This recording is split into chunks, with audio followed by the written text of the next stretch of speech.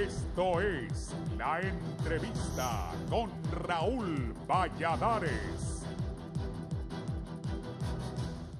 Voces oficiales del Congreso Nacional confirmaron hace unas horas la reunión de jefes de bancada con la Junta Directiva de ese poder del Estado, con integrantes de la Mesa del Prediálogo Nacional, a celebrarse este martes por la mañana.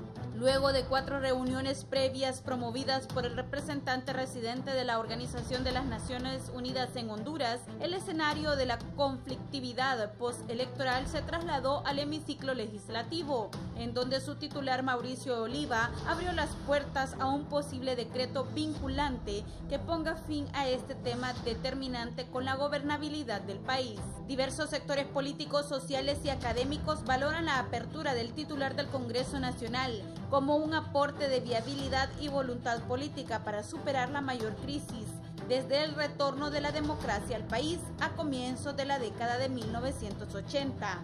La primera reunión entre la Junta Directiva del Congreso Nacional y jefes de bancada de todos los partidos, con miembros de la Mesa del Diálogo Nacional, se llevará a cabo este martes a las 10 a.m. en el Salón de Retratos, posteó el Poder Legislativo en su cuenta de Twitter. Asimismo, el titular del Legislativo, Mauricio Oliva, designó este lunes a los jefes de bancada con mayor número de diputados como representantes de las comisiones que harán realidad reformas legales que emanen del diálogo nacional. Oliva informó la integración de las 3 comisiones a fin de hacer realidad las enmiendas legales que emanen del diálogo nacional. Tal designación recayó en los parlamentarios Jorge Cálix de Libre para temas de asuntos constitucionales consultas, Elvin Santos del Partido Liberal para debatir una nueva ley electoral y Mario Pérez del Partido Nacional en asuntos sociales y económicos. Al respecto, el jefe de la bancada del Partido Nacional, Mario Pérez, aceptó asumir con toda responsabilidad la asignación de llevar adelante reformas legales derivadas del diálogo. Lo que se busca es darle vuelta a la página y realizar una nueva ley que venga en beneficio del pueblo. Todos los temas están abiertos a discutirse y buscar las mejores decisiones, expresó el parlamentario santabarbarense. Sin embargo, el expresidenciable de la Alianza de Oposición contra la Dictadura, Salvador Nasralla, afirmó que la cita multipartidista de este martes será crucial para que se instale un verdadero diálogo. Si no hubiéramos acelerado los pasos, no hubiéramos obtenido frutos en los primeros acercamientos. Ahora hay que plantear que los acuerdos a que se lleguen en la mesa exploratoria sean de cumplimiento obligatorio, insistió Nasralla. Para el Foro de la Entrevista les informó Diana Escalante y Samantha Velázquez.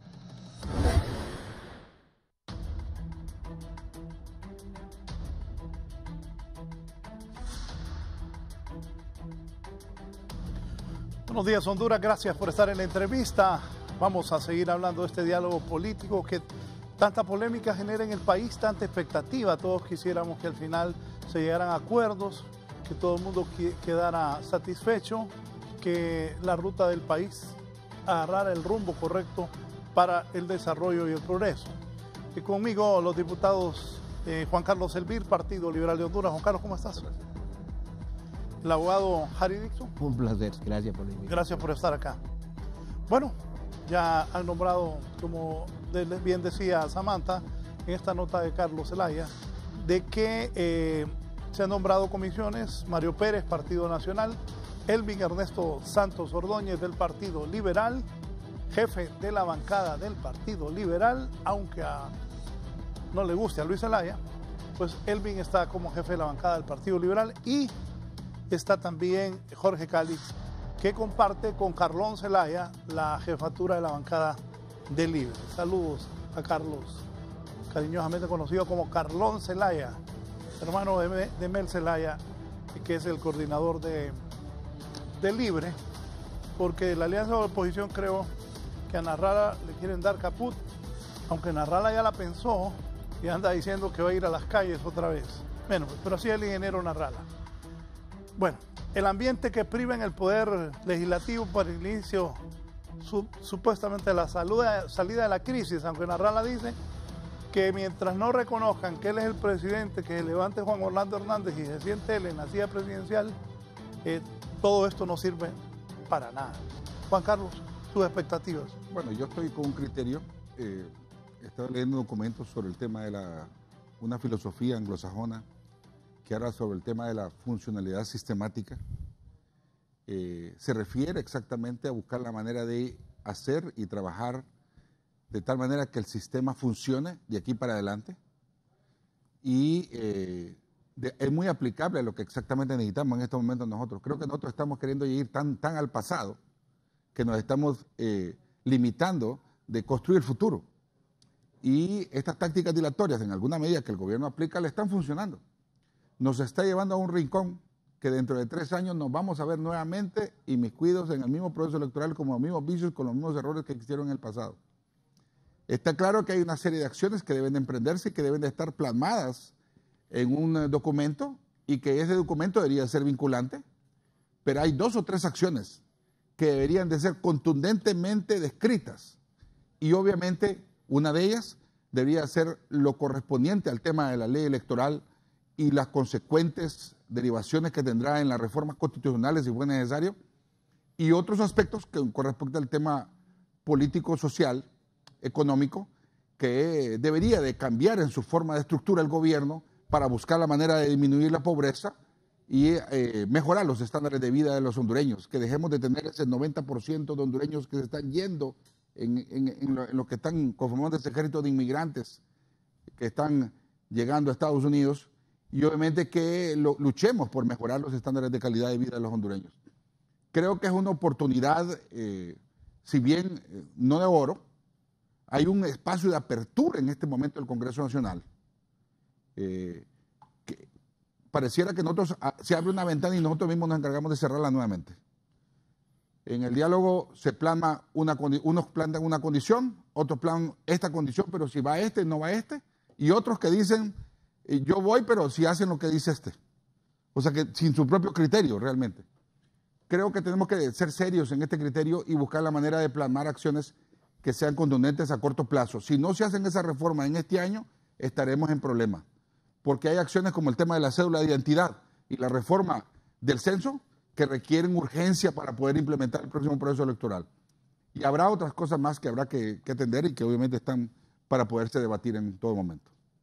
Abogado Harry Dixon, ¿cuáles son sus expectativas? Bueno, yo creo que es una propuesta interesante. De hecho, si nos hubieran hecho esta propuesta antes de las elecciones del 2017, nos hubiéramos saltado de la alegría, ¿verdad? Porque en 4 años, después de lo que pasó en el 2013, en las elecciones donde nos robaron las elecciones de doña Xiomara Castro, pues se rehusaron hasta el último segundo para reformas electorales.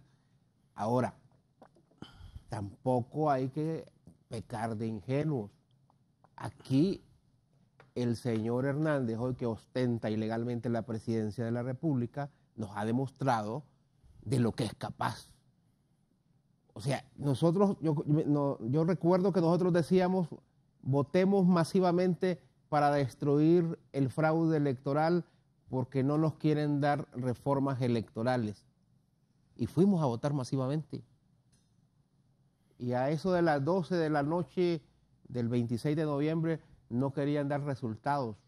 La OEA y otros sectores obligaron al tribunal a dar resultados y resultaba que estábamos ganando por más de 100,000 votos con 5 puntos porcentuales arriba del candidato oficial. Y ahí nos demostró el señor Hernández de que es capaz de todo y que la ley le sale sobrando. Bueno, nos demostró con la reelección que la Constitución no tiene ninguna importancia y nos demostró también que aunque tengamos una votación masiva, pues tampoco va a respetar los resultados. O sea, no es tanto que, bueno, vámonos a las reformas electorales, qué bien, seguramente las van a respetar, seguramente el otro año las van a ratificar, seguramente no nos van a tirar los militares el próximo proceso electoral, seguramente no nos van a asesinar personas porque anden protestando, seguramente no nos van a capturar personas, seguramente no van a detener el conteo de votos en el proceso electoral. El problema es que estamos ante un gobernante que la ley le sale sobrando. Entonces, uno puede decir, bueno, vámonos a las reformas electorales y olvidémonos del fraude electoral para que salgamos de la crisis. El problema es que si nos olvidamos del fraude electoral, que yo no le llamo fraude porque en materia penal el fraude tiene otras características de tipo, yo le llamo robo de las elecciones porque nos tiraron el ejército para robarnos esas elecciones. Si dejamos eso ahí, como dejamos el golpe de Estado en su momento, nos hicimos de la vista gorda, o mejor dicho, los que gobernaban se hicieron de la vista gorda, y nos fuimos a unas elecciones en el 2009 ilegales. Si seguimos dejando ese tipo de cosas ahí, ese tipo de ilegalidades, y no sentamos un precedente, yo creo que dentro de 4 años, como bien lo dice el diputado Elvir, vamos a tener el mismo o un peor escenario. Si nosotros no tenemos una explicación clara, transparente de lo que pasó el 26 de noviembre, aunque nos den todas las reformas electorales, vamos a seguir teniendo el mismo problema. Un gobernante que no quiere respetar la ley, un gobernante que solo viene y va a pagar millones de dólares a Estados Unidos a pagar lobby para convencer a los gringos que aquí lo que están haciendo ellos deteniendo al chavismo y después para que allá los gringos le den ayuda a los militares, aquí le den todo a los militares para que los militares salgan a la calle a asesinar y a encarcelar personas. Es que tenemos que hacer un análisis más profundo y más general. Claro que es interesante cuando le van a haber reformas electorales, qué bien, pero no es suficiente. No estamos en el mismo escenario que antes de las elecciones. Tenemos un presidente que se religió ilegalmente, y aparte que se religió ilegalmente, se robó las elecciones, aparte que se robó las elecciones, asesinó personas, y aparte que asesinó personas, tiene preso un montón de personas únicamente por estar protestando. Entonces, Libre, y voy a hablar por Libre porque he visto al ingeniero Salvador Narrala en los prediálogos, dice, nosotros no podemos volver a caer en esa misma trampa. Y no quiere decir que estamos así negándonos rotundamente y abiertamente a un diálogo. No, nosotros estamos estableciendo condiciones. Nosotros hemos dicho un intermediario internacional con facultades vinculantes, donde en primer lugar, y lo más importante, que se haga una evaluación, que se haga una investigación seria, científica, forense, sobre lo que fueron las elecciones del 2017, perdón. Pero si dejamos eso ahí dejemos eso, como dejamos el golpe de Estado, sigamos tapando, como dicen, como hacen los gatos con su estiércol. Olvidémonos del golpe de Estado, olvidémonos del robo de las elecciones, olvidémonos de los asesinatos y sigamos como que aquí no ha pasado nada. Vamos a volver a tener el mismo problema porque aquí no se ha detenido y no se ha resuelto el problema del golpe de Estado. Vamos a cumplir 9 años de golpe de Estado. Y como no hemos querido resolver ese problema del golpe de Estado, esta crisis política se va a seguir extendiendo y se va a ir extendiendo, y cada 4 años más vamos a tener gente en la calle protestando, gente perdiendo la vida, gente perdiendo su libertad y gente perdiendo sus esperanzas. Porque, mire, ustedes que estuvieron más involucrados en lo que ha sido las campañas del Partido Liberal, mire, construir una campaña, llenar de expectativas y de esperanza a un pueblo, y llegan las elecciones y lo que recibe es gas lacrimógeno, balas, encarcelamiento, yo creo que no es justo. Entonces nosotros tenemos que ser responsables. No podemos venir, a ver, nos van a reformas electorales, qué bien, vámonos, reformemos todo y muy bien, gracias, todos somos amigos, aquí todo hay paz.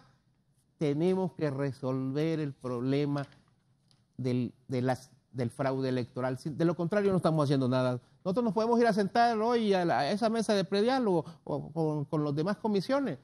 Podemos sacar dictámenes y aprobarlos en el Congreso. Yo les puedo asegurar que dentro de 4 años, aquí el escenario no sé cómo va a ser, porque ya la gente ya ni a las elecciones cree. Aquí la gente ya dice, ¿a qué voy a ir a las elecciones para que me las roben? Y si salgo a protestar, pues me van a golpear, me van a matar o me van a encarcelar.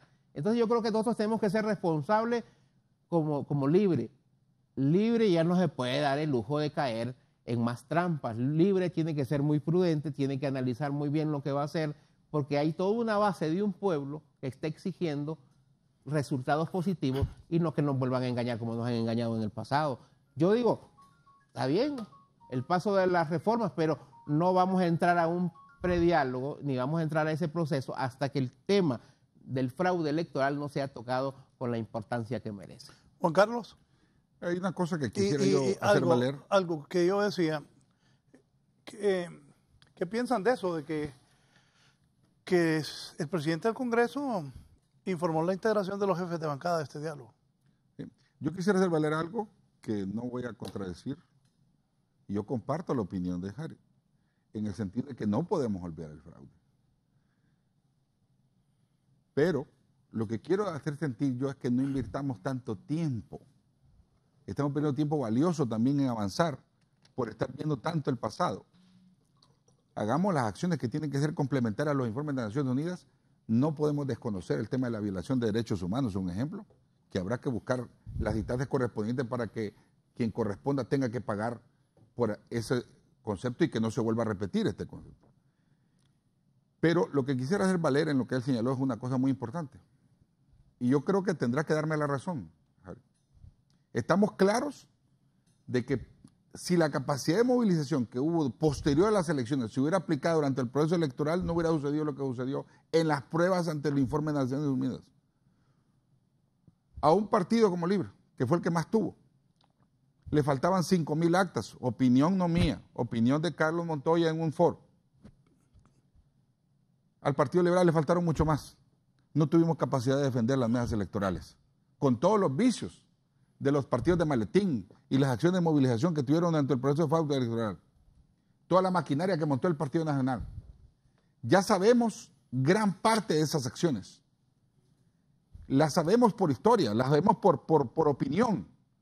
Hagamos las acciones conducentes en el marco de la ley y fuera de la ley, pero siempre legal, en el concepto de estrategia, de logística, de qué es lo que va a hacer ese combate con respecto a esto. Pongamos de acuerdo como partidos de oposición para llevar una candidatura única con respecto a los criterios. Busquemos la manera de encontrar dentro de los escenarios de los sueños imposibles, los sueños posibles, que puedan permitir viabilidad y credibilidad, legitimidad en el proceso electoral, hasta donde se pueda, porque aquí no han habido procesos electorales legítimos. Ya mismo, inclusive Mel Zelaya en una oportunidad reconoció de que nunca ha llegado, siempre ha habido entre un 10 y un 15% de las actas que nunca son computadas en los procesos electorales. Garanticemos que el 100% de las actas sean computadas en el proceso electoral. Garanticemos seriedad en el tema del software, garanticemos la seriedad con respecto al tema del manejo de la cédula de identidad. Generemos todo un ejército de acciones para buscar la manera de proteger las mesas electorales y que tengamos las actas para documentar lo correspondiente. Trabajemos el tema de la construcción de lo que puede ser esa alianza o esa plataforma política para buscar la manera de encontrar la oposición legítima que haga despertar esa acción y demostremos ante los analistas que vamos a derrotarlos en el próximo proceso electoral. Si no hacemos eso, estaremos perdiendo el tiempo en estos momentos. Yo entiendo y confío mucho en lo que está diciendo Harry en el sentido de que aquí han habido actores que tienen un descrédito, pero también hay otros también de otra parte. No hay confianza con respecto al tema. Y eso es lo que llega a llegar a pedir que venga un mediador internacional, que venga un facilitador internacional. Aquí hay gente con suficiente capacidad de poderlo hacer. El problema es que no creemos en nadie, nadie cree en nadie. Tenemos que intentar buscar la manera, en la medida mediana, de que podemos encontrar algunos mecanismos de confianza y si están abriendo algún espacio, aprovechémoslo, encontrémoslo, busquémoslo, porque no podemos seguir dilatando el proceso y al final de cuentas, dentro de 3 años vamos a estar en el mismo proceso electoral quejándonos y diciéndonos nuevamente otro fraude, movilizaciones y demás. O sea, hay una serie de acciones que tendrán que ser de discusión en el marco legal. Habrá otras acciones que son buscando el campo moral, que es el tema de voluntad política para poder implementarlas. Porque no todo va a ir al marco legal, obviamente. Y tenemos que presionar para que eso exista. Entonces yo incito de que esta instancia que está abriéndose en el Congreso Nacional hoy a las 10 de la mañana es un espacio, hay que aprovecharlo. Si en el marco de ese diálogo hay otros escenarios de diálogo, como el mismo de Naciones Unidas, que debería estar acompañado todo este proceso, y otras mesas más, pues hay que exigirlas, hay que pedirlas. El presidente del Congreso señaló y dijo 3 mesas, una para las reformas constitucionales, otra para el tema de la ley electoral y otra para el tema social y económico. Pero hoy es la oportunidad en esta ocasión, a las 10 de la mañana, para señalar algunas otras acciones que tengan que ser evaluadas de cómo debería de ser e iniciar de una vez por toda esta acción. Si no, insisto, si no hacemos algo en este año con respecto a lo que va a ser el próximo proceso electoral, obviamente estaremos perdiendo el tiempo y obviamente pagando las consecuencias y arrepentirnos dentro de 3 años de qué es lo que debimos de haber hecho. Ese cambio de que sí ya se ve que se quiere reformas electorales.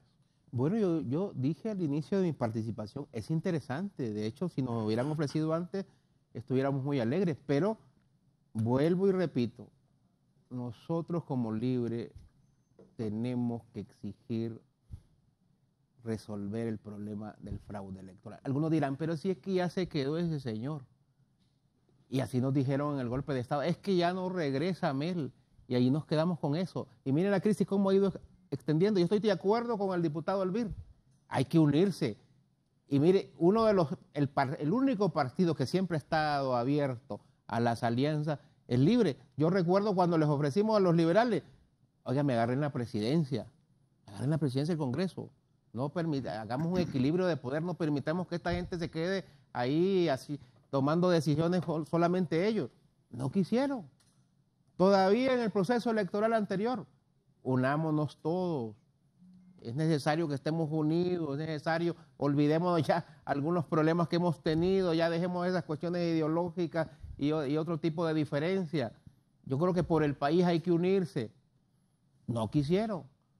Hoy yo espero que después de que lo que nos pasó en el 2017 haya una mayor reflexión de lo que es el Partido Liberal y diga, es cierto, hay que unirse. Los libres siempre hemos estado ahí dispuestos a sacrificarnos para la unidad. De hecho, entregamos la candidatura presidencial a alguien que no era de nuestro partido, como es el ingeniero Salvador Narrala.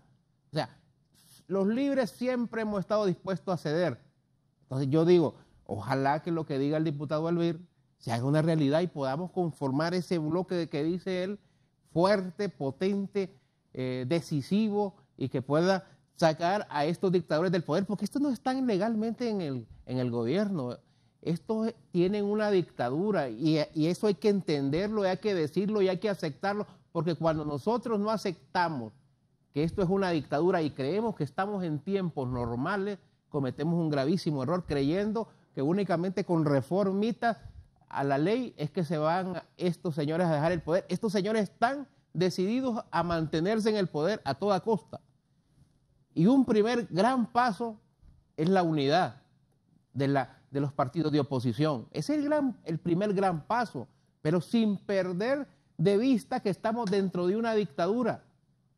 O sea, óigame, de tener un conteo de votos en un proceso electoral, de un candidato que va ganando con 5 puntos porcentuales, callar a todo mundo. Nunca yo había visto un acto tan abominable como lo que vimos en el 2017.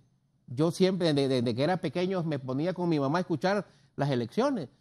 2, 3 de la mañana, todos los medios de comunicación de boca de urna dando quién iba ganando. Y los que éramos de otro partido ahí cruzando los dedos a ver si podían sobrepasar, y nunca, era imposible que un candidato que fuera perdiendo fuera a sobrepasar al otro. Esa noche del 26 de noviembre, todos los medios de comunicación se callaron, todos, tal vez alguna excepción hubo, se cayó el tribunal, se callaron los medios, y al día siguiente comenzó el plan B del gobierno para robarse las elecciones. Esas cosas hay que decirlas porque si no seguimos cayendo en el mismo error. Aquí, mi estimado diputado Elvir, no han respetado ni la Constitución de la República. ¿Qué le dice a usted que van a respetar esas reformitas que quieren hacer? O sea, estamos dentro de una dictadura y yo estoy de acuerdo. Si la asamblea del 15 de este mes de Libre dice que hay que entrar a ese proceso, vamos a entrar. Si no, no vamos a entrar. Pero dígame usted, no han respetado ni la Constitución de la República. La Constitución de la República que les decía desde 1982 que los artículos eran pétreos y que la reelección no se podía dar y que ningún poder constituido lo podía hacer. O sea, la Constitución de la República, artículos pétreos, no lo respetaron. Entonces, ¿qué garantía tenemos que dentro de 4 años no respeten absolutamente nada? Y nosotros volvamos a decir, pero es que Pero es que tuvimos que haber resuelto el problema del fraude electoral y volvamos otra vez a los mismos debates y que miren que el fraude electoral nunca se resolvió. Como hemos estado diciendo del golpe de Estado, el golpe de Estado nunca se resolvió. Los que abusaron de los derechos humanos, los que asesinaron gente en el marco del golpe de Estado, los que destruyeron la democracia en el golpe de Estado, ahí están tranquilos en sus casas. Ahí está don Roberto Micheletti tranquilo en su casa, viviendo su vejez en su buena finca. Y nadie, el otro señor de las Fuerzas Armadas, ahí está con su partido político, ahora es un gran líder político y nadie los tocó. Entonces, ¿cómo es que ahora nos vamos tranquilamente a sentar? Denos las reformas electorales y aquí olvidamos todo. Está buena las reformas electorales, pero no nos vamos a ir a sentar hasta que no pongan en esa mesa revisar el fraude electoral de una forma científica y con un intermediario internacional con facultades vinculantes. Por lo menos esa es la decisión de Libre hasta hoy. El 15 de abril puede cambiar si el pueblo dice que hay que hacer otra cosa, que hay que irnos a sentar y olvidarnos del fraude electoral, pues el pueblo manda, pero no podemos cambiar de la noche a la mañana nuestra posición porque estaríamos cometiendo el mismo error que cometimos hace unos años y me parece que eso no va a ser nada, pero nada positivo para un pueblo que ya está cansado que lo estén engañando. Yo le acepto su propuesta de la unidad. Hay una cosa que le voy a decir a usted. Le acepto su propuesta de la unidad. Fíjese que le voy a señalar algo. Para la percepción de la ciudadanía y después de escucharlo a usted, pareciera que nos estamos contradiciendo. No, para nada. Y le voy a decir una cosa. Yo comparto lo que usted dice. Yo comparto totalmente lo que usted dice. Le voy a hacer un par de aclaraciones ahí. Vamos. Primero, número uno, que se ofreció la presidencia de la candidatura. Bueno, yo por opinión de Luis Zelaya, porque no estuve presente y estoy escuchando la palabra de él, habían otro tipo de condicionantes con respecto a eso que no eran aplicables al escenario y por consiguiente no era viable el tema de aceptar las condiciones, aparte que hubieran otro tipo de negociaciones por aparte con Narrala que se señalaba, y lo dice opinión de Luis Zelaya, pues soy claro, de que no habían las condiciones para que fuera candidatura. Con respecto a la presidencia del Congreso, está bien, se planteó, pero no hubo condiciones. Usted mismo sabe que esos 4 votos de la Alianza Patriótica generaban la mayoría simple que se necesitaba para elegir la Junta Directiva. Y yo fue digo lo que se buscó. en el periodo pasado. En el pasado, sí. Correcto. En eso sí, ahí sí habrá un momento histórico, que se han cometido errores históricos. De acuerdo, totalmente. Pero hay una cosa que yo le quiero indicar yo. Mire lo que pasa, Harry. Digamos, yo le voy a decir una cosa. A Narrala, quien le cuida las mesas electorales es el Partido Liberal. Usted sabe que en Copán, un ejemplo, yo estoy seguro que en muchos municipios del país, Libre no mandó ni representantes a las mesas electorales. El Partido Liberal sí tuvo capacidad de mandarlas. Nosotros le brindamos a la coordinación de Libre, de Argentina Valle, las actas de las mesas electorales para que documentaran lo correspondiente al tema de Copán. Y en muchos casos habrá sido así. Correcto. Estamos en oposición, tenemos que hacerlo. Y hoy más. Hoy tiene que ser más claro esa acción. Hoy tenemos que definir una estrategia conjunta para buscar la manera de proteger las urnas y buscar la manera de encontrarlo. Estamos claros también de que hay otra serie de acciones que deberían de corregirse. Mire, en este país el tema de violación de la Constitución y el tema se ha venido cometiendo una serie de errores históricos. Queremos corregirlos, pero queremos castigar hasta el 1985, 1980. Nos enfrascamos en esa discusión, en ese debate, y no vemos el futuro.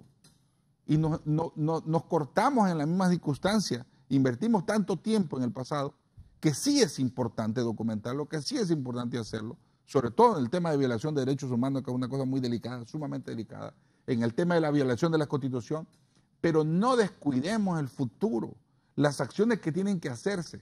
Yo estoy claro, yo no vengo aquí a esta ciudad de Tegucigalpa a ser diputado del Congreso Nacional a venir a escuchar cuentos de hadas. Yo soy nuevo en el Congreso, pero no soy nuevo en Tegucigalpa. Yo sé. Y sé cómo se manejan las situaciones aquí, pero también he aprendido a entender claramente que hay sueños que son imposibles.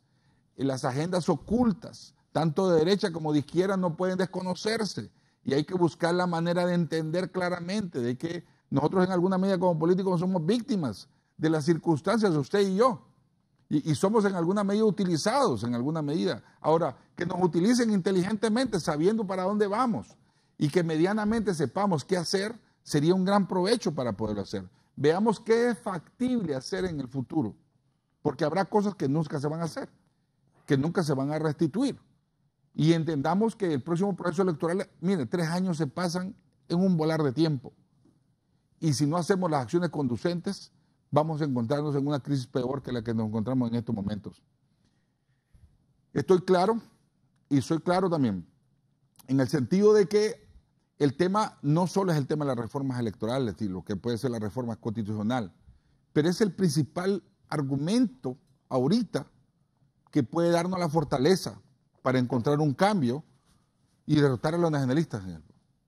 Y estamos claros que si Libre y el Partido Liberal y alguna otra fuerza no nos unimos, no vamos a lograr hacerlo. Con esa maquinaria que ha generado todo el Partido Nacional con su estructura de organización, más los fondos, de los recursos del gobierno manejándolo, no vamos a lograr hacerlo.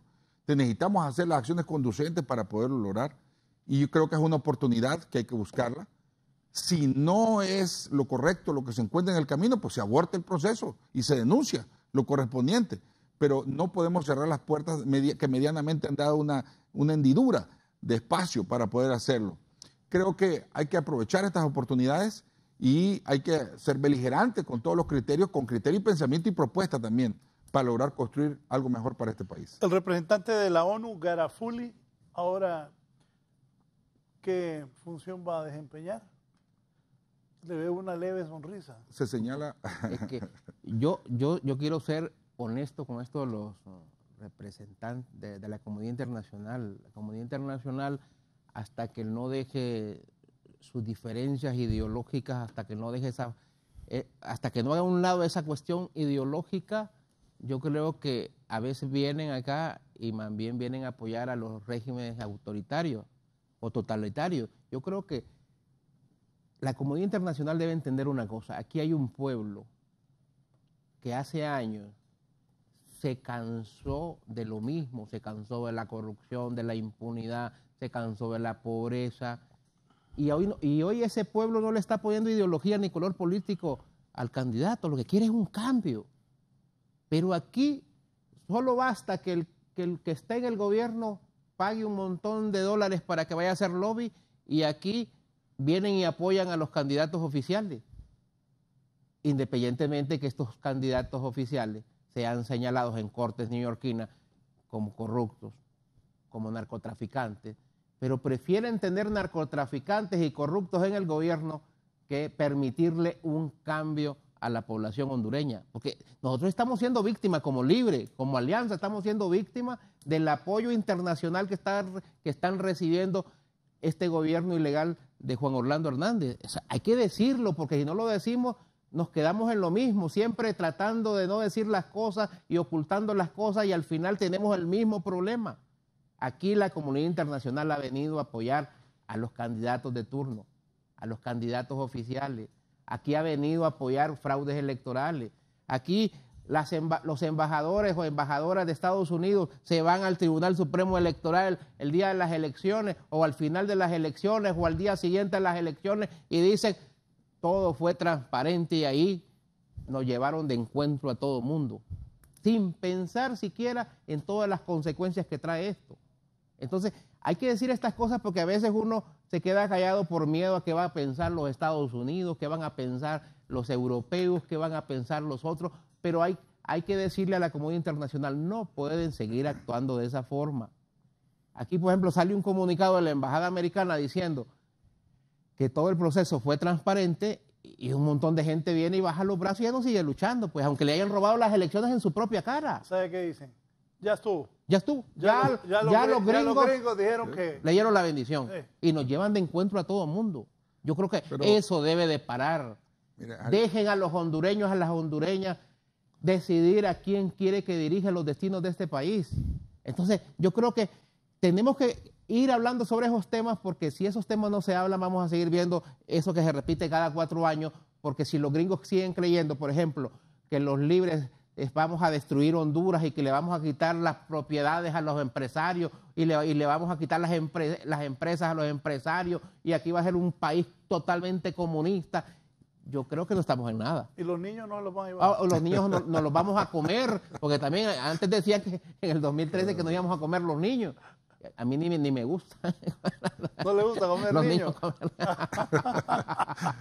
Pero Dale. yo creo que esa cosa hay que cambiarla. Y los liberales deben de entender que tampoco los libres somos enemigos de ellos y que tampoco les queremos quitar su puesto histórico. Los liberales tienen su posición histórica en este sistema político. O sea, tienen su historia, tienen sus logros, y eso nadie lo va a borrar de la mente, ni le vamos a quitar esa posición.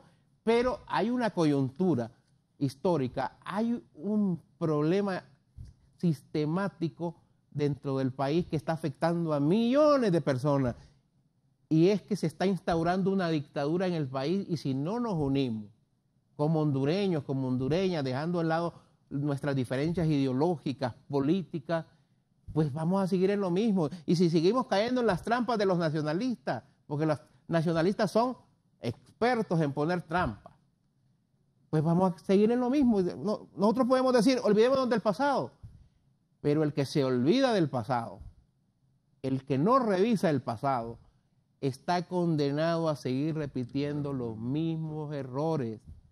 Vuelvo y repito, nosotros dejamos pasar el golpe de Estado, nos conformamos con hacer un partido político, participar en las elecciones de forma civilizada, y miren dónde estamos hoy. Y después dijimos, hay que derrotar el fraude con votación masiva. Fuimos a votar masivamente y mire dónde estamos hoy. Entonces, hoy nos dicen, vengan para acá muchachos, que les vamos a dar reformas electorales. Y yo digo, está bien las reformas electorales, y olvidémonos del fraude electoral. Yo le puedo asegurar que dentro de 4 años, con reformas electorales y sin reformas electorales, sin haberse tocado el tema del fraude electoral, ahí vamos a estar nuevamente en las calles, recibiendo gas lacrimógeno, garrotazos y balas por parte del ejército, porque es otro problema el ejército. El ejército aquí hoy decide quién es el presidente y quién no es el presidente.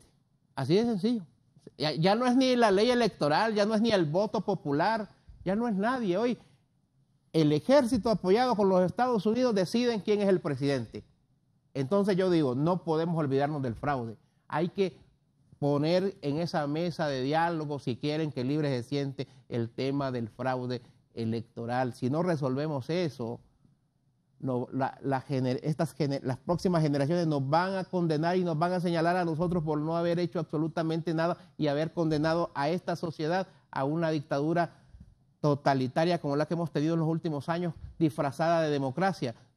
Yo acepto todo lo que dice el diputado Elvir, acepto inclusive su propuesta de unirnos, ojalá que sea una posición de partido de unirnos, no sea solamente la posición del diputado Elvir, sino que sea una posición del Partido Liberal, que debemos de unirnos, ¿verdad? Porque muchos líderes del Partido Liberal dicen hay que unirse, pero cuando su cúpula dice otra cosa, todo cambia radicalmente. Entonces, ojalá que nos unamos. Libre está abierto a la unidad, a las alianzas con todos los partidos de oposición, pero no solamente en el proceso electoral, ojalá que nos unamos en el Congreso, nos unamos en todos los espacios políticos de este país, pero hay que hacerlo decididamente, pero no hay que olvidarnos del fraude electoral. Nosotros vamos a revisar con nuestra asamblea el 15 de abril esta posición del que se ha abierto en el Congreso Nacional. Vamos a revisarla, la base va a decidir si hay que seguir ahí, si hay que olvidarnos del fraude, si hay que seguir luchando contra el fraude o qué es lo que va a pasar. Pero yo sí creo que sería un error histórico hacer a un lado el fraude electoral. Esta gente del gobierno dio un golpe de Estado en el 2009 para quedarse, no para entregar el poder en unos cuantos años o al año siguiente. Y lo han demostrado. O sea, no tienen ningún escrúpulo para utilizar todos los instrumentos legales o ilegales necesarios para quedarse en el poder. O sea, lo han demostrado, y si nosotros no miramos eso es porque estamos desconectados de la realidad. Bien, voy a hacer una pausa y voy a continuar con mis invitados de esta mañana, el diputado Harry Dixon de Libertad y Refundación y el diputado Juan Carlos Elvir del departamento de Copam Liberal. Este segmento es presentado gracias a Ban Rural, el amigo que te ayuda a crecer.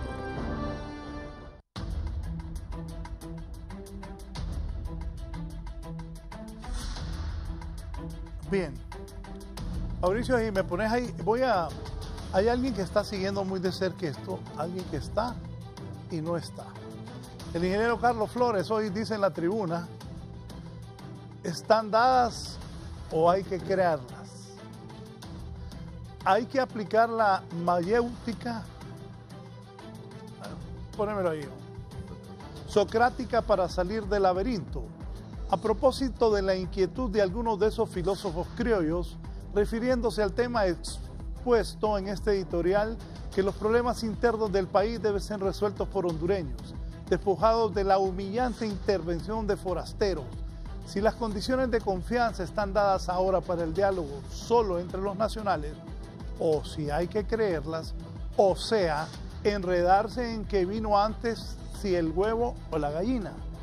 Pues si en eso consiste precisamente lo que hay que hacer, para eso es que la gente platica, para ir generando confianza, y para hacerlo, lo mejor es sin la intervención metiche de extraños, porque de lo contrario nunca se sale del sometimiento y nunca van a estar dadas las condiciones, ya que esa actitud lo que genera es fomentar más la dependencia.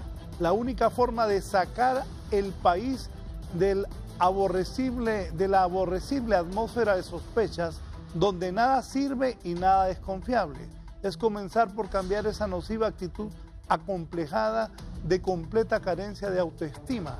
Imagínense pues, si la fatalidad quisiera que nos quedásemos solos al amparo único de Dios, ¿nos vamos a morir o vamos a sobrevivir?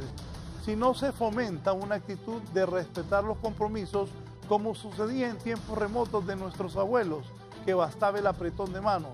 ¿No creen que de poco sirve cualquier papel escrito que salga si no hay vocación siquiera de respetar las leyes? Si eso es lo que pasa, más bien es necesario quedarse solo para obligar a que de una vez por todas o todo se deshace, o del riesgo a perderlo todo surge el camino de la redención. En esa perniciosa desconfianza, lo que hay que comenzar por corregir, si hay intención de avanzar en lo demás, se ocupa de insuflar orgullo por el valor nacional, por desplazar esa estúpida creencia que aquí no hay mérito y que el país no camina si no es con validación de afuera.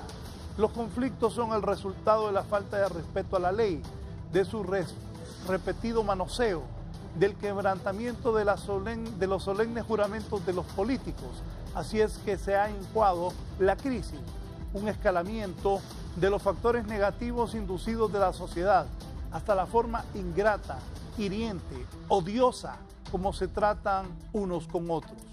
Si la gente, en vez de celebrar esa conducta, la reprochara, si en vez de divertirse con el circo y la superficialidad exigiesen más de los políticos, otra sería la historia. Sobre eso es que hay que hacer una conciencia. No es algo que para entender requiera lecciones exógenas. Basta ver los ejemplos de los pueblos que tienen éxito y los que siguen sumidos en el atraso.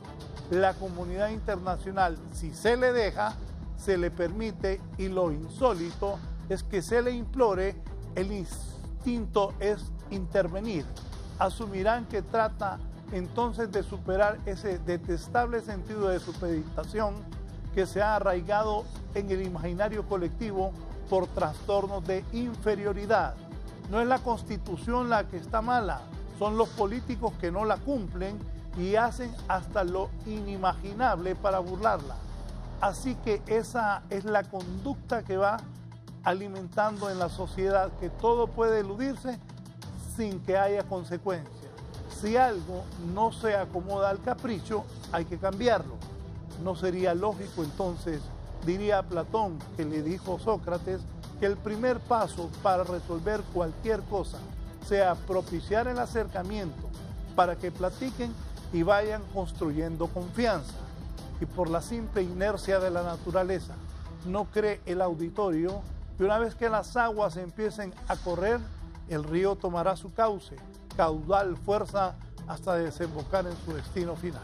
Así piensa el ingeniero Carlos Flores de lo que es presidente del país, sobre lo que es este diálogo, la participación de gente del exterior. Y ahí en ese editorial que he escuchado tanto al diputado Elvir como al diputado Dixon, el expresidente Flores, a ambos les da la razón en cosas que han expuesto aquí. Confianza es la palabra clave. Pero hay yo una... le dejo al... Yo he señalado algo de una expresión que escuché hace muchos años. Es que aquí el problema ya no es legal, aquí el problema es moral, es ético. Y como lo dice muy bien acertadamente ese editorial. Por cierto, que felicito a Raúl porque dice que él no lee sábanas aquí, pero sí la leyó toda, totalmente. Se le fue un renglón ahí, pero la leyó toda. Muy acertado, vale la pena leerlo. Hay diferencias de sábanas también. Sí. Pero hay sábanas que... Lo ético y lo moral en la clase política es una deuda social en Honduras. Y eso creo que vamos a coincidir con Harry, de que necesitamos cambiar los políticos nuestra forma de actuar. Yo escuchaba hace 3, 4 días atrás una opinión de una persona ya de años, metida en el medio nuestro aquí en Tegucigalpa, y decía, los políticos hace 20 o 30 años eran otra clase de políticos. Y nosotros no nos damos cuenta que el deterioro nos lo estamos atentando contra nosotros mismos, porque la gente tiene una mala impresión de la clase política. Está criticando sumamente a los diputados al Congreso. El Congreso está mal visto en alguna medida por esa imagen, y creo que esta es una oportunidad también para oxigenar el Congreso mismo, inclusive con esas reformas electorales, aprovechar la estructura de las reformas electorales para oxigenar ese Congreso que busque la manera de analizar el tema de la forma de elegir los diputados, la forma de que debe de hacer el tema del perfil del diputado y lo que corresponde también a ver si se reduce el Congreso, un ejemplo, que podría ser otra parte del escenario. Señalar que estamos llegando a un momento de deterioro. Me preocupa algo, Paul Mitch, una vez escuché una expresión que decía, aquí pareciera que estamos tocando el fondo. El problema es cuando el fondo se hunde más y se va yendo, y cada vez estamos más y más. Y el deterioro de la calidad de vida del hondureño está haciendo que la clase política también se esté arrastrando a ese escenario por no tener la responsabilidad histórica de encontrar las soluciones a esta crisis que tenemos social, política y económica en el país. Yo creo que el problema radica en que todo el mundo aquí en el país ha tomado partido del conflicto. O sea, yo recuerdo antes aquí cuando había un conflicto, llamaban al cardenal, por ejemplo, para resolver el conflicto, para que estuviera en el centro del conflicto. O llamaban al líder de la iglesia evangélica. O llamaban a otro personaje con alta moralidad en el país para que pudiera servir de árbitro para resolver un conflicto. El problema es que hoy todo el mundo ha agarrado partido. Hoy usted mira a un líder religioso asumiendo posiciones políticas. Hoy mira usted a un director de una ONG asumiendo posiciones políticas. Hoy mira usted a un jefe del ejército asumiendo posiciones políticas. Pastores Evangélicos de todos los sectores. O sea, aquí le echamos culpa solo a la clase política. Y yo digo, el descrédito de la clase política se lo han ganado, como dicen, al dedillo. O sea, porque lo han construido. El descrédito de la clase política se lo han ganado los políticos.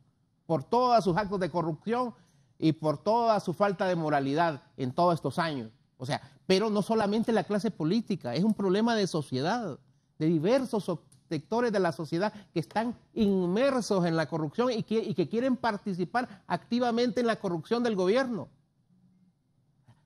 Uno mira, por ejemplo, pastores quedarse callados, por ejemplo, por una reelección ilegal, quedarse callados por una violación a derechos humanos, pero sí alabar al gobierno y recibiendo dinero por otro lado del gobierno. O sea, entonces la gente ya no haya en quién creer, es un tema de confianza. Entonces, por eso es que se busca muchas veces intermediarios internacionales, porque aquí no se encuentran personas que digan que va a ser objetivo, que va a ser transparente, que las opiniones que van a hacer en base a la transparencia.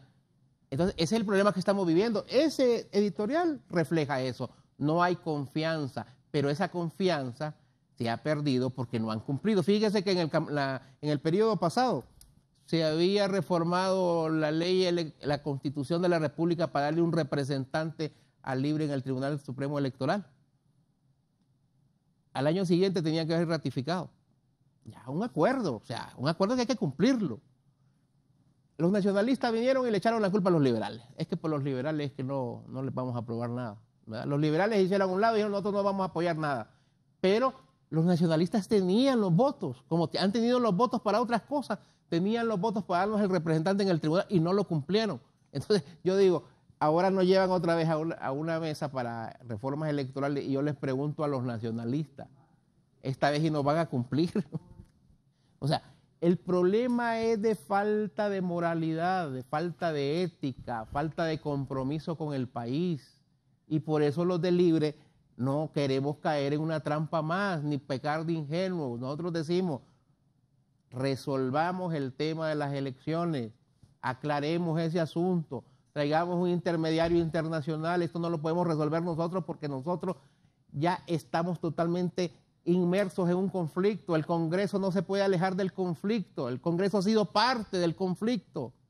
O sea, el presidente del Congreso es parte pero integral de todo este conflicto político del fraude electoral. Yo recuerdo 2 semanas antes de las elecciones le preguntaban al doctor Mauricio Oliva Herrera, presidente, ¿van a haber reformas electorales? Y yo recuerdo que él así muy tajantemente y muy soberbiamente decía, no van a haber. ¿Pero por qué no van a haber? Porque no van a haber. Y punto, ya.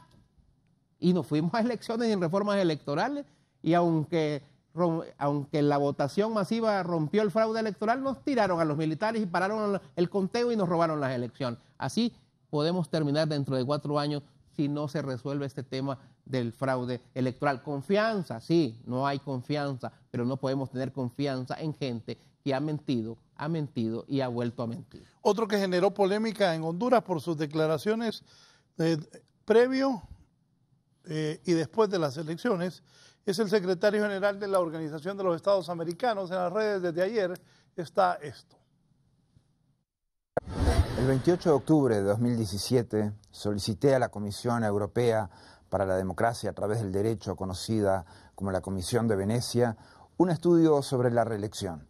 Recientemente la Comisión emitió su informe final, que es inequívoco. La reelección no es un derecho humano e impedir la reelección no limita los derechos de los candidatos de los votantes. El informe ahora presentado por la Comisión de Venecia confirma el criterio planteado por las misiones de observación electoral de la OEA.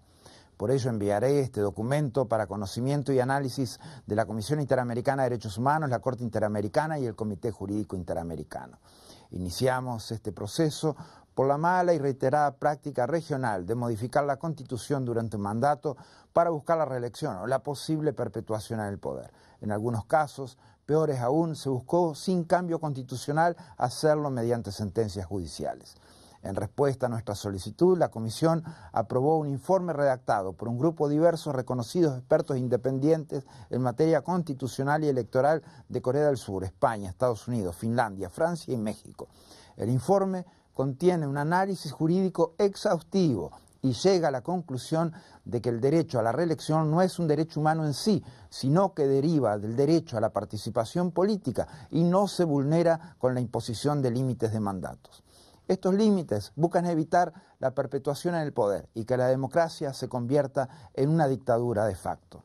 Esta restricción, continúa el informe, proviene de una decisión soberana del pueblo, plasmada en la parte orgánica de su Constitución y no en el capítulo de los derechos fundamentales. En consecuencia, nadie puede argumentar tener derecho a postularse a una reelección después de un mandato si la Constitución establece lo contrario. Para la Comisión de Venecia, la decisión de alterar o remover los límites a los mandatos presidenciales debe estar sujeta al escrutinio público, dado que tiene un impacto significativo en el sistema político, en la estabilidad del país y en la confianza sobre el sistema electoral. Y en todo caso, para modificarse, requiere de una reforma constitucional. Por último, pero no menos importante, la Comisión concluyó que eliminar los límites a la reelección presidencial es un paso atrás en la consolidación democrática. El reporte de la Comisión no es una opinión política, es un documento con plena validez jurídica.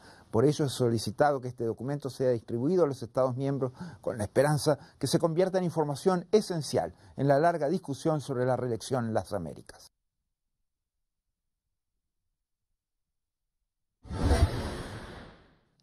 Es lo que ha dicho don Luis Almagro, secretario de la Organización de los Estados Americanos. ¿Qué hace sonrisa?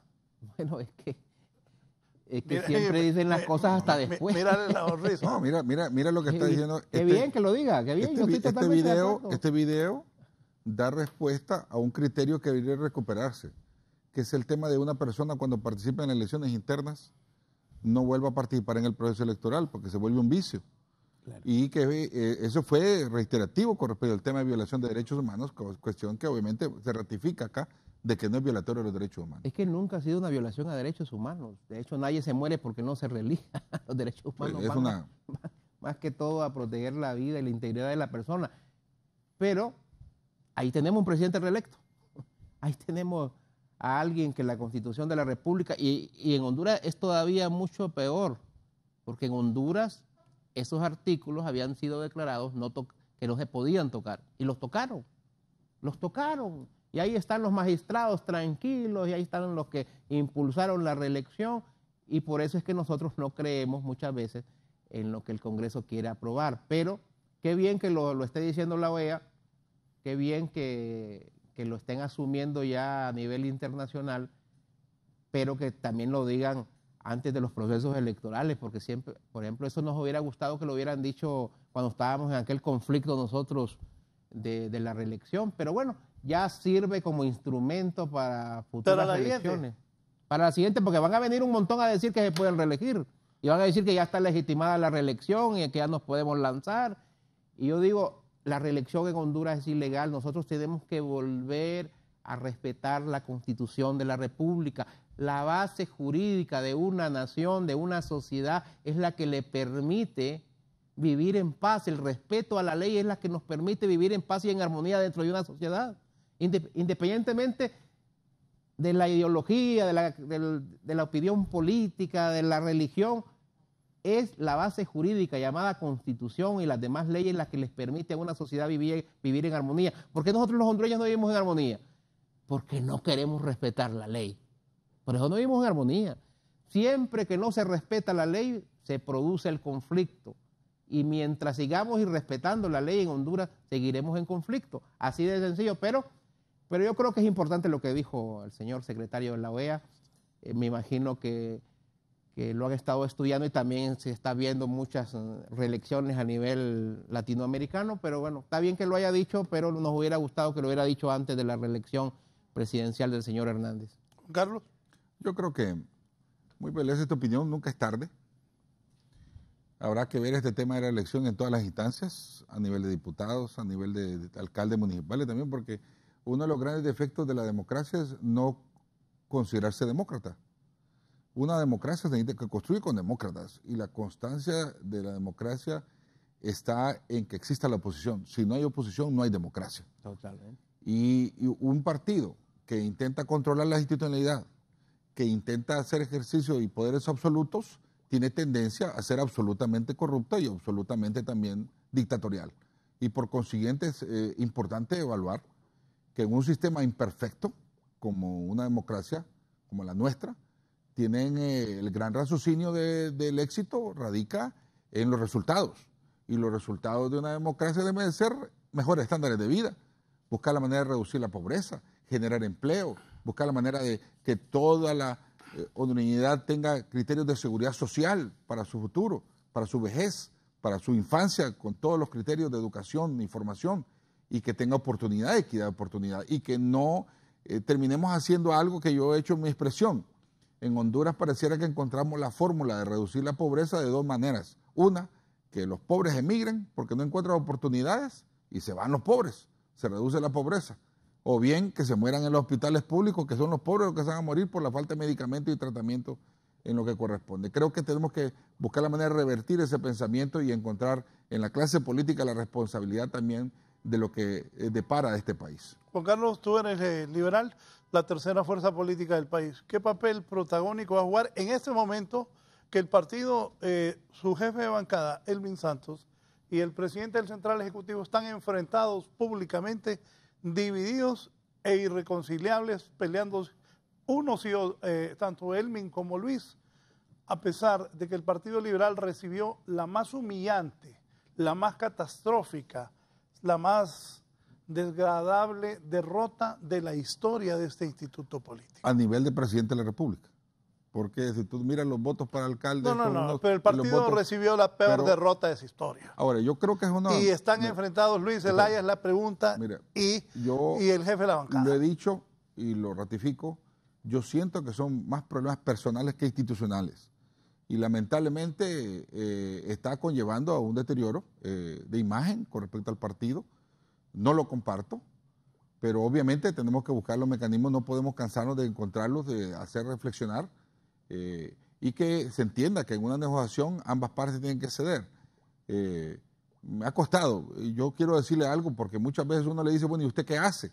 Lo que pasa es que hay que estar en el escenario y ganar el puesto para estar en el escenario para construir en ese sentido. Y yo por lo menos estoy intentando hacer con lo que compete a mi criterio, es poner posiciones más moderadas para que se logre a través de eso la unidad. En este caso, en el Partido Liberal iba doña Maribel Espinosa, el abogado Martel y el abogado Ortiz Sequeira en representación del Central Ejecutivo del Partido Liberal.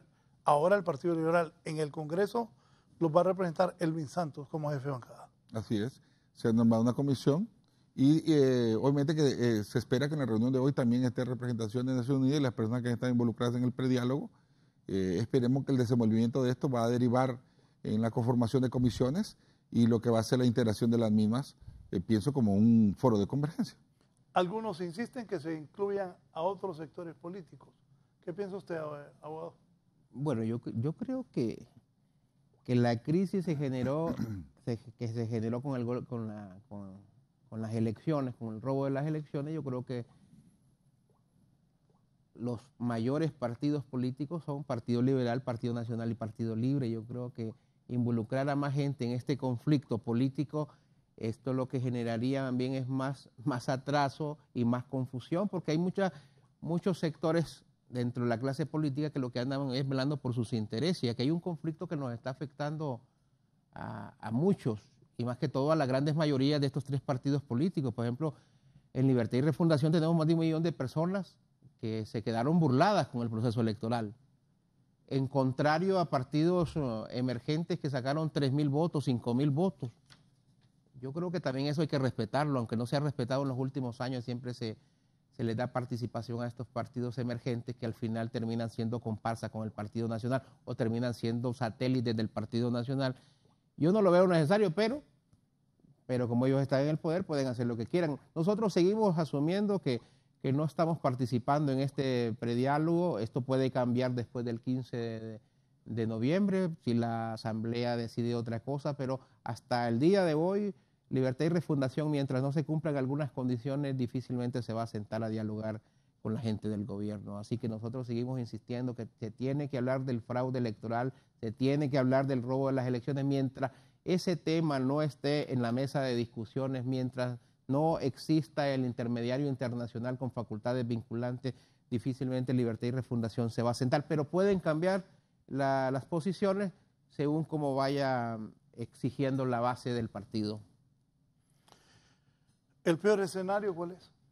El peor escenario es que no resuelvan absolutamente nada, que no se hablen de fraude electoral, que se consolide una dictadura en este país, que no haya unidad de los partidos políticos, que no entendamos el momento histórico político en que estamos viviendo y pensemos que estamos en tiempos normales, que solamente es que aceptemos las propuestas, nos sentemos y resolvamos. Yo creo que ese es el peor problema que podemos enfrentarnos, a no aceptar la realidad en que vivimos. Nosotros estamos inmersos en una dictadura. Así hay que decirlo con letras mayúsculas, estamos en una dictadura y en una dictadura nada funciona normalmente. O sea, de hecho la Constitución no tiene ningún valor, las demás leyes no tienen ningún valor, tienen valor para el dictador para aplicársele a los sectores opositores, pero no tiene valor para los sectores opositores en contra del que gobierna. Entonces primero hay que aceptar que estamos en una dictadura y en una dictadura no se puede actuar como se actúa en tiempos normales. Así veo yo el escenario, y ojalá, y vuelvo y repito, que la propuesta que ha hecho aquí el diputado Elvir sea una posición de Partido Liberal, no únicamente una posición personal del diputado, porque sí yo creo que los liberales, los libres, los PIN y todos los partidos de oposición que no han estado acoplados o siendo cómplices de las acciones ilegales del gobierno deben de estar en un solo lado. Vamos a hacer el esfuerzo. Y presidente, hay que reconocer algo que surge de este debate. En primer término, de que coincidimos en la mayor parte de las opiniones. Creo que lo que nos une es mucho más que lo que nos separa, si reflexionáramos bien. Siempre en ambos grupos hay sectores radicales, y Harry va a reconocer eso también, de seguro que tanto dentro del Libre como el Partido Liberal hay sectores radicales. Pero hay que buscar la manera de escuchar esas voces radicales, sí escucharlas, pero no considerarlas tanto en el aspecto de entender claramente de que solo unidos podemos lograr un resultado positivo. Y ahorita en este momento, hacer la incidencia correspondiente para llamar al partido de gobierno a reflexionar, a cambiar de actitud. No es correcto. Las consecuencias de la responsabilidad que se hagan en estos momentos van a pagarse las consecuencias en el futuro. Ellos mismos, miren, mucho se señaló de romper el bipartidismo, de la crisis que ha pasado el Partido Liberal. No le vaya a pasar al Partido Nacional que de esa estructura tan fuerte y sólida como la miran y la señalan, vayan a surgir las divisiones tan contundentes que vaya a llevarlo a una situación de crisis peor que la que el Partido Liberal tiene en estos momentos. Porque los partidos también tienen sus consecuencias. Yo noto un nivel de inconformidad tremendo dentro de la bancada del Partido Nacional. Se señala, lo que pasa es que es una voz, una protesta silenciosa con respecto a eso. Y obviamente que tarde o temprano también en la ciudadanía. Yo creo que después del proceso electoral, muchos nacionalistas andaban apenados de lo que había sucedido y sabía las consecuencias de las decisiones que estaban llevando en ese momento. Yo escuché a más de uno decir, no la volvemos a ver otra vez, porque espera que lamentablemente la opinión de nuestra población también, la memoria es muy corta. Hay que buscar la manera de resarcir esas acciones, pero también definir las estrategias a futuro, que es lo más importante. El pasado hay que vivirlo, hay que sistematizarlo también, hay que documentarlo, pero el futuro es mucho más importante. ¿Qué podemos hacer de qué futuro es lo más valioso? Abogado Dixon, también, si no hay unidad en la oposición, aunque algunos nacionalistas dicen que no la van a volver a ver, la podrían volver a ver si no hay unidad. No, es que ellos tienen el ejército, yo les digo, si tienen el ejército y tienen el apoyo de los Estados Unidos, ellos pueden construir cualquier escenario. Ya lo construyeron en el 2013, ya lo construyeron en el 2017. No tienen la mayoría del pueblo apoyándonos, pero tienen instrumentos represivos tan fuertes como es el ejército y la policía. O sea, a ellos no les cuesta nada decir paren el conteo de votos como lo hicieron a medianoche del 26 de noviembre del 2017, saquen el ejército, maten a quien tengan que matar y se quedan en el poder otra vez. Y eso es histórico en todos los países donde se han instaurado dictaduras. Eso es lo que ha pasado. Cuando ya la ley no tiene sentido, cuando ya la ley no tiene importancia, cuando ya la ley no se respeta, pues la fuerza de las armas es la que prevalece. Y eso es lo que hicieron prevalecer en este proceso electoral. Entonces, dentro de 4 años, aunque no tengan la cantidad de gente apoyándolo en las urnas, si pueden seguir manteniendo el poder del ejército, la policía y el apoyo de los Estados Unidos, pues otra vez salen con sus tanquetas y con sus hombres armados a disparar y otra vez se quedan en el poder. O sea, ese escenario no hay que olvidarlo, ese escenario no lo podemos descartar. O sea, el Partido Nacional no está ganando porque tiene la mayor cantidad de hombres y mujeres votando por ellos, es porque se está quedando a la fuerza en el poder, o bien sea utilizando el sistema de administración de justicia, ¿verdad?, para legalizar lo que es ilegal, entre comillas, o bien sea por el poder de las armas. El problema de esto es que nos puede llevar a cuestiones insospechadas en Honduras. O sea, la gente cansada ya de que le roben las elecciones, cansada de que lo estén golpeando, cansada de que lo estén asesinando, cansado de que lo estén metiendo preso, cansado de que se estén burlando de ellos, cansado de la pobreza, de la corrupción, de la impunidad, puede tomar decisiones que a nadie le va a convenir en este país. Tenemos la historia de Guatemala, de El Salvador, de Nicaragua, y la historia del mundo se ha resuelto de esa forma. Y nosotros creemos que porque somos hondureños es que somos diferentes. Podemos llegar a un escenario tan dramático como este si no se resuelven las cosas que se tienen que resolver en el momento oportuno. Juan Carlos. Señalar que creo que el país, su historia, ha sido dramática. Yo he tenido el concepto de que en este país no van a haber revoluciones. Lamentablemente tenemos una población se ha desarrollado bajo la cultura del miedo, y eso deriva en que no hayan acciones de violencia de la parte de la ciudadanía. Harry lo señala, pero es un sector de la ciudadanía el que hace eso, no es la mayoría de la ciudadanía. La mayoría de la ciudadanía es temerosa. Eso es bueno por un lado, malo por otro. Bueno por el criterio de que dentro de cualquier criterio se generan medianamente escenarios de gobernabilidad, pero malo desde el punto de vista de que no mantiene la beligerancia de que debería ser. Creo que necesitamos construir ciudadanía. Y construir ciudadanía es desarrollar valores cívicos, amor a la patria, fundamentos que haga dentro de esos mismos militares, dentro de esas acciones o cuerpos represivos en alguna medida que se vuelven o promotores de la impunidad, acciones de valor que les rescaten realmente que vale la pena construir este país. Yo me recuerdo una opinión una vez, estando en gobierno, cuando Mel Zelaya era presidente, que un empresario, que Mel le había expresado a un empresario, decirle, bueno, ahí están 8 millones de personas, háganse cargo ustedes de ellos. La desgracia de un país es que es diferente a una empresa privada, un ejemplo.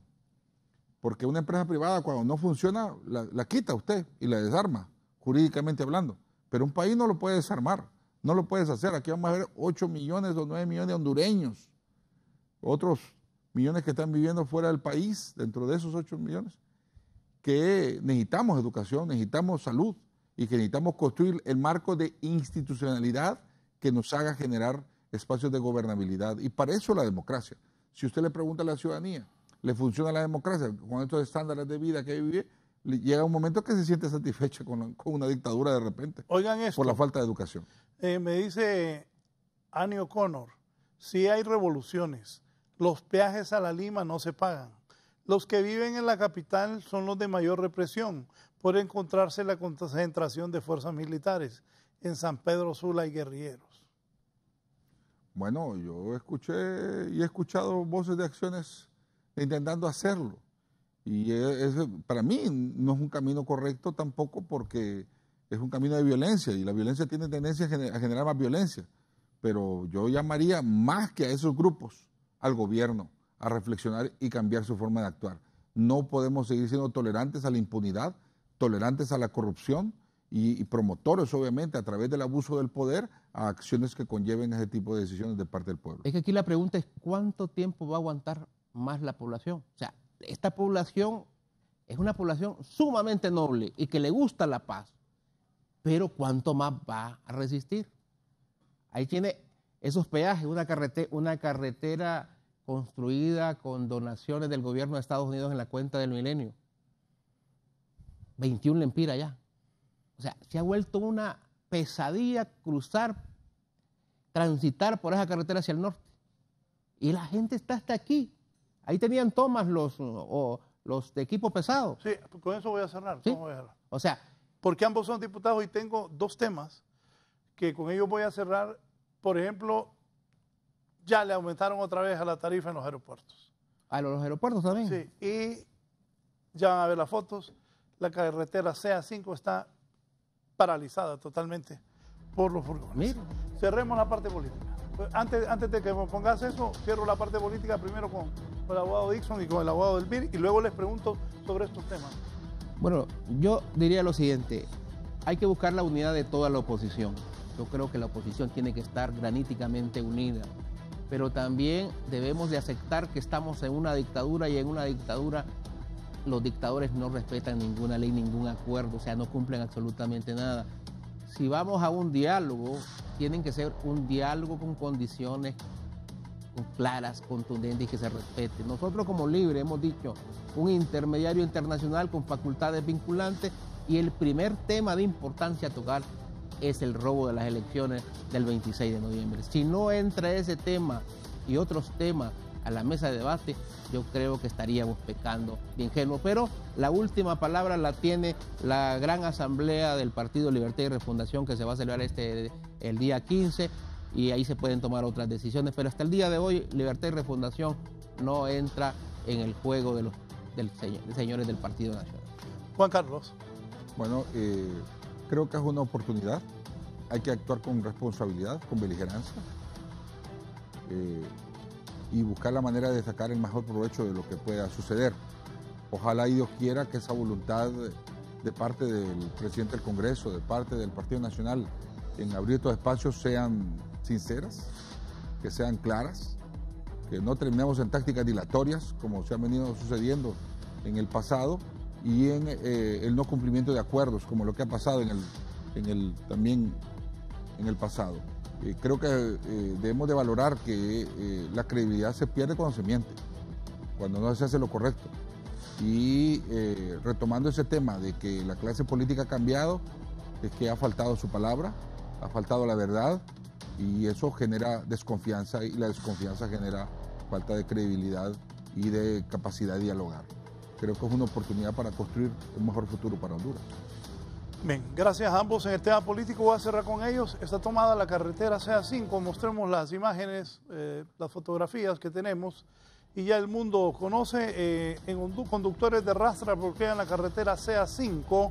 En Ciguatepeca, la toma de la carretera es en protesta por el incremento de los peajes. En Comayagua, Honduras, conductores de rastras y de camiones pesados tomaron la mañana de este martes la carretera CA5 a la altura de Ciguatepeca, en la zona central de Honduras. El dirigente del sector transporte de carga, Ever Alvarenga, explicó que la toma de la carretera es 1 kilómetro antes del peaje de Ciguatepeque y que están permitiendo la circulación de carros tipo turismo y pick-up y buses. De acuerdo con los motoristas de rastra, la toma es por tiempo indefinido hasta que el gobierno nos dé una respuesta. Los conductores del sector transporte piden pagar únicamente uno de los 3 peajes de ida y otro de regreso en el tramo carretero Tegucigalpa-San Pedro Sula. Ayer lunes, un grupo de transportistas de carga pesada protestaron por el aumento de los peajes que se ubica en la carretera CA5. Cientos de rastras fueron parqueadas a un costado de la carretera y después decidieron tomarse un carril de la vía. Desde el fin de semana, elementos de la Policía Militar y Preventiva mantienen vigilancia en las casetas de peaje después de que muchos conductores se mostraron molestos con la nueva tarifa. Los vehículos livianos comenzaron a pagar 21 lempiras, antes 19. Los de 2 ejes, 82 lempiras, antes 76. Los de 3 ejes, 123 lempiras, antes 114. Los de 4, 165 lempiras, antes 153. Los de 5 ejes, 206 lempiras, antes 191, y los de 6 ejes, 247 lempiras, antes 229. Poneme la toma, la foto. Bien, diputados, ¿qué decir ante esto? Mire, y ahí ya no son la gente de la alianza tomándose la carretera, son otros sectores de la sociedad asumiendo posiciones de protesta radicales, porque eso, la toma de una carretera es una acción radical. ¿Pero por qué? Porque se sienten afectados, se sienten que se están burlando de ellos, se sienten que les están afectando su economía, se sienten que ya no pueden más. Entonces, vuelvo a la pregunta que yo hice, ¿cuánto más va a resistir esta población? O sea, no es cuestión de que la población sea noble, que sea tranquila, que sea pacífica. El problema es que los tienen asfixiados. Y hoy son los transportistas, después van a venir otros sectores. ¿Y qué va a pasar en este país? Porque en este país lo menos que se ha querido hacer es resolver el problema que tienen las personas. Y lo que se ha tratado de hacer desde el gobierno es abusar para intereses personales o para intereses de grupos económicos en este país. Yo digo, ¿por qué privatizar esa carretera? ¿Por qué cobrarle a la gente si era una carretera donada prácticamente? ¿Por qué someter a más impuestos al pueblo? Pero ahí está, una carretera pública siendo privatizada y afectando a un sector, mejor dicho, a todos los sectores de la sociedad. Y eso va a continuar. Ya me dijeron que también los aeropuertos, el combustible que todos los días sube, y a pesar de que el precio del barril a nivel internacional es bajo, aquí sigue subiendo. Todo esto puede traer, sumado todos estos problemas sociales, puede traer una crisis sin precedentes en la historia de Honduras, y no son los que andan encapuchados de la alianza. Miren los que están ahí.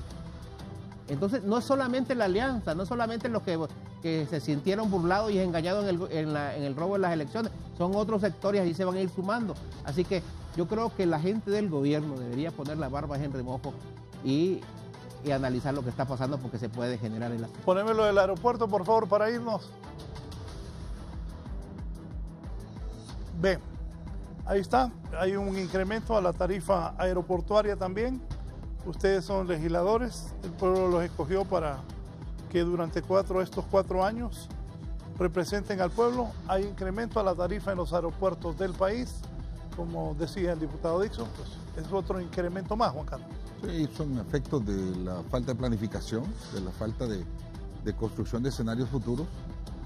Recordemos que estos son contratos de concesión, privatizados, ambos, y ambos han de tener alguna cláusula donde abarca el tema de la inflación y lo que es consecuente al incremento anual que se irá dando. Pero lo delicadeza del tema de la carretera es la no generación de alternativas, de vías alternativas. En todos los lugares en el mundo donde se cobran peaje hay vías alternativas de comunicación donde la gente tiene la opción de accederla. Y la otra cosa es el manejo de los recursos, porque no podemos desconocer nosotros que en todo caso, como en este caso particular, es una carretera, como señala, construida con fondos de la cuenta del milenio y que obviamente termina siendo concesionada y con denuncias de irregularidad que no son las adecuadas. Creo que a eso necesitamos más responsabilidad. Habrá que ver en el Congreso porque cualquier acción de reversión de eso va a implicar sanciones legales también contra el Estado, demandas legales porque esto está enmarcado en normas que están en convenios con entidades internacionales. Juan Carlos. Muchas gracias. Juan Carlos Elvir, diputado liberal por Copán. Gracias por estar con nosotros. Un placer, gracias siempre. Gracias a ustedes. Los invito a continuar en sintonía de Canal 11. Tendremos detalles de estas y otras informaciones al mediodía en el Noticiero Meridiano. Que estén bien.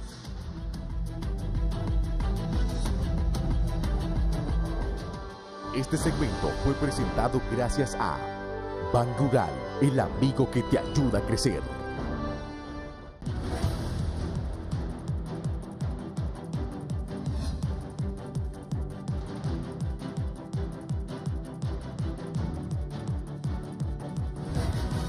Esto fue La Entrevista con Raúl Valladares.